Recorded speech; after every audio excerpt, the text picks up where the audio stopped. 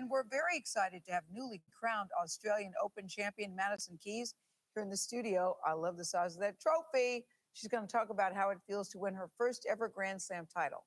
My guess is feels good. All that coming up, but first, here's today's eye opener. It's your world in 90 seconds. New directives from the Trump White House freeze trillions of dollars in federal aid and target transgender troops in the military.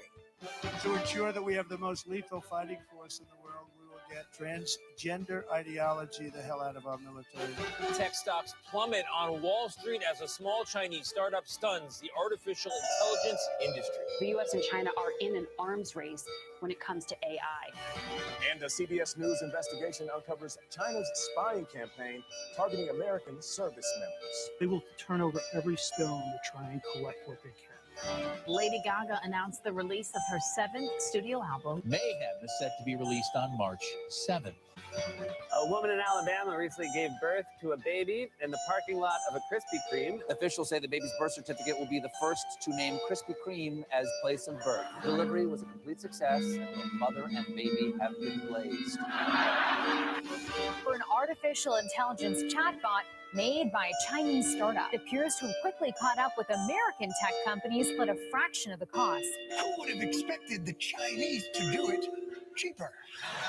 But is anyone else somewhat excited that AI had its job replaced by AI? This morning's Eye Opener is presented by Progressive, making it easy to bundle insurance.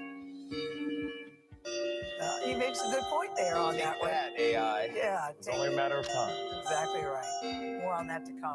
We're going to start with the breaking news, though, from the Trump White House and a dramatic new move that could impact millions of Americans. Overnight, the administration ordered a freeze that starts today on all federal grants, loans, and other aid. And that could amount to trillions in federal dollars. And there are new executive orders to tell you about targeting the military, including ending DEI initiatives and forcing out transgender service members. Our correspondents in Washington are covering the story from all angles. Let's go first, though, to Nancy Cordes with that memo that was sent to federal agencies last night. Nancy's got people talking. Good morning to you. It sure does, Gail. This new order is sweeping, but it is also confusing. And this morning, all of Washington is trying to figure out exactly what it means. The White House appears to be calling on all agencies to impose a spending freeze on federal assistance by 5 p.m. today. And it appears that we're talking about everything from aid to nonprofit organizations to funding for universities. This could even affect loans to small businesses and grants to state and local governments. Now, in this memo, the Office of Management and Budget at the White House orders all federal agencies to assess all of their programs and activities to ensure that they comply with President Trump's recent executive orders. And in the meantime, it says all federal assistance must be temporarily frozen. The memo specifically mentions financial assistance for foreign aid, quote, woke gender ideology, and the Green New Deal. The White House estimates the U.S. spent $3 trillion on federal assistance last year, though how they came up with that number is not exactly clear. The memo states that this will not impact Social Security, Medicare, or assistance provided to individuals. Well, Nancy, we're all waiting to hear exactly what specific programs are being targeted. Now, here's the big question. Is this even legal? That is a great question, Gail. Democrats are arguing that it is. Chuck Schumer, the top Democrat, put out a statement overnight saying, quote, Congress approved these investments and they are not optional. They are law. He said the Senate freeze is going to lead to organizations on payroll not being able to pay their rent. They're also concerned that this temporary freeze could impact disaster assistance programs for the elderly, the hungry, even school and lunch programs. But this memo, Gail, from the Trump White House argues that the use of federal dollars to advance Marxist equity, transgenderism, and Green New Deal social and security policies is a waste of taxpayer dollars that does not improve the day-to-day lives of those we serve. This is going to be a big battle, Gail. Yeah, more on this to come for sure. Nancy, thank you. The president also moved to put his mark on the U.S. military, removing diversity measures and putting troops on notice in a way that seems to go further than he did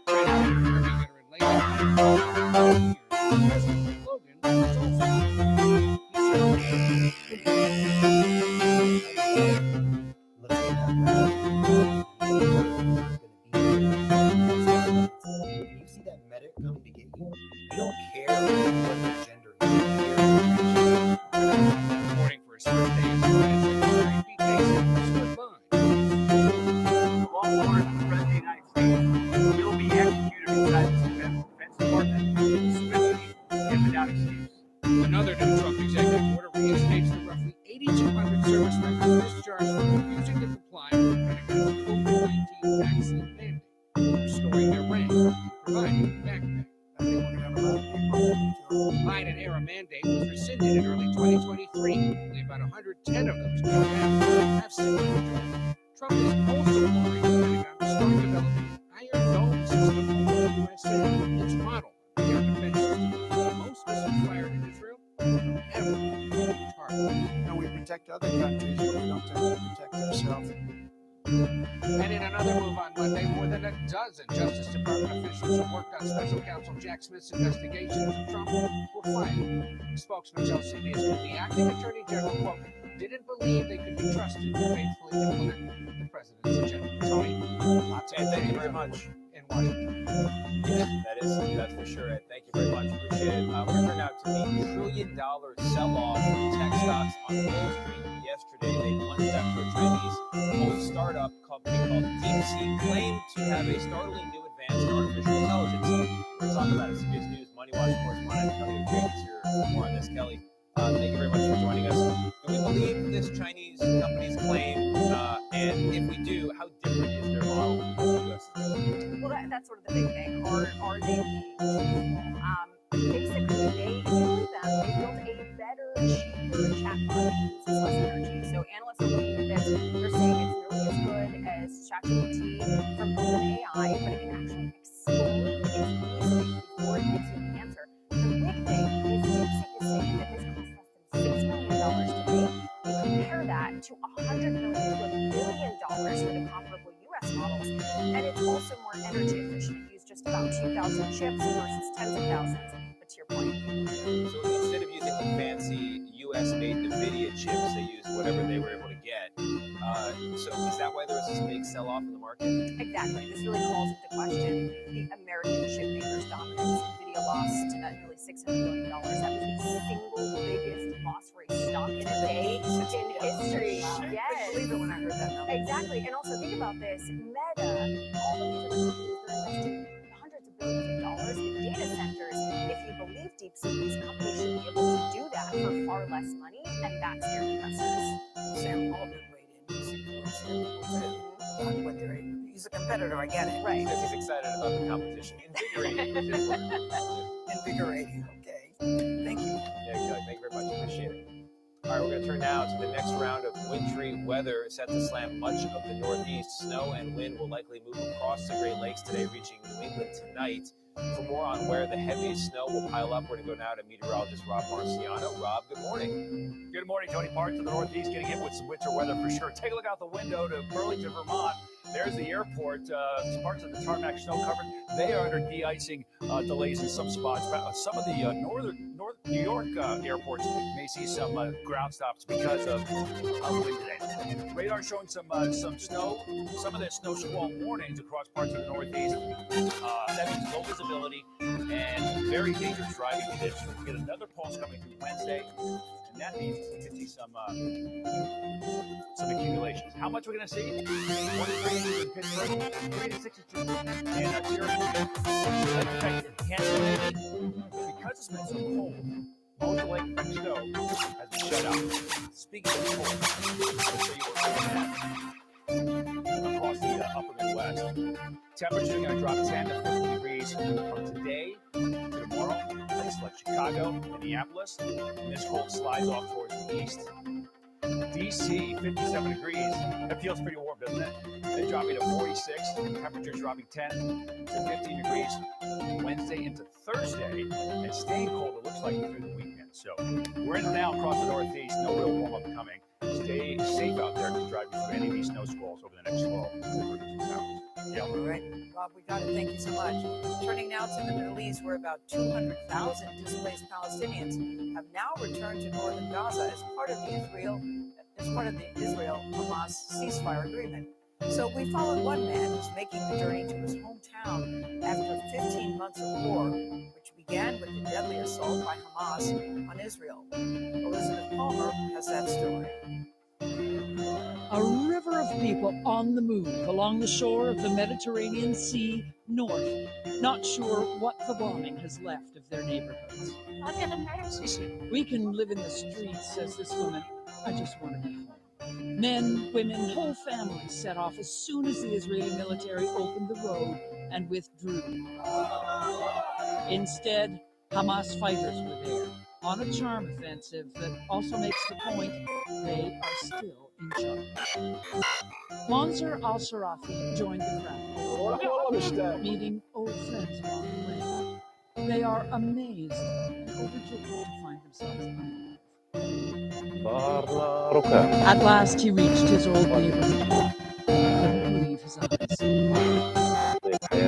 This is where I spent my childhood and my life. He found the spot where his apartment once stood, but there's almost nothing left. I've lost all my memories, says al-Sharafi. My family photos now gone. Tomorrow, there will be time to face the future. Today, it's just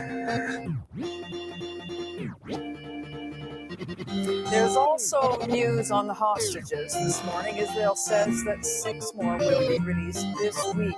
3 on Thursday and 3 more on Saturday. Elizabeth Palmer. Thank you.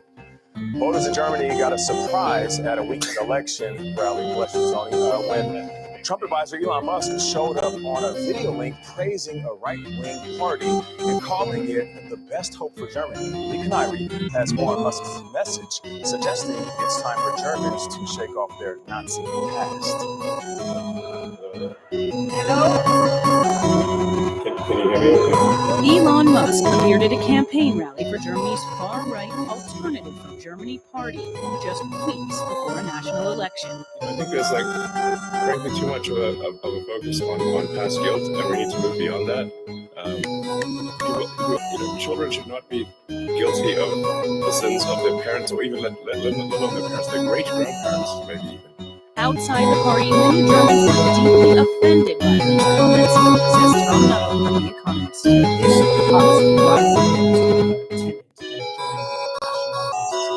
Which is never forget, always understand.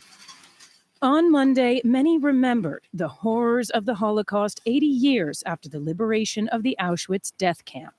Musk visited it last year after an uproar over anti-Semitic messages he posted on X and later apologized for. Last week, Musk made a widely talked about gesture that he said was not a Nazi salute. He also said his critics need better dirty tricks. The Anti-Defamation League called it awkward, but not a Nazi salute. Days later, after he posted a Nazi-themed pun, the ADL responded, "Elon Musk, the Holocaust is not a joke." Musk has supported right-wing causes in both Italy and the United Kingdom in recent months. But those are more moderate parties than the Alternative for Germany, or AfD, who with a strong anti-immigrant platform are rejected by most Germans. It's not entirely clear to me why someone like Elon Musk would risk torching his reputation in the way he do by endorsing a party as low prospects for the government. The party, however, is growing and has embraced the man, richer than 100 different countries, with a social media company as his soapbox, campaigning for their cause. Convince people one vote at a time. For CBS Mornings, I'm Lee Canary. People in New England were startled by a rare earthquake yesterday. It was just 3.8 in magnitude, but it did make our surveillance cameras receive their shake. The epicenter was in southern Maine, but it was felt all the way to Boston. New Hampshire and Rhode Island also felt their tremor. We're happy to say no damage or injuries. Ahead, Chinese spies are using information on social media to target American service members with access to military secrets, our CBS News investigation uncovered. Plus, President Trump wants to pull the U.S. out of the World Health Organization. We're going to talk to Dr. Celine Gowner about how it can set back the fight against the flu and other viruses.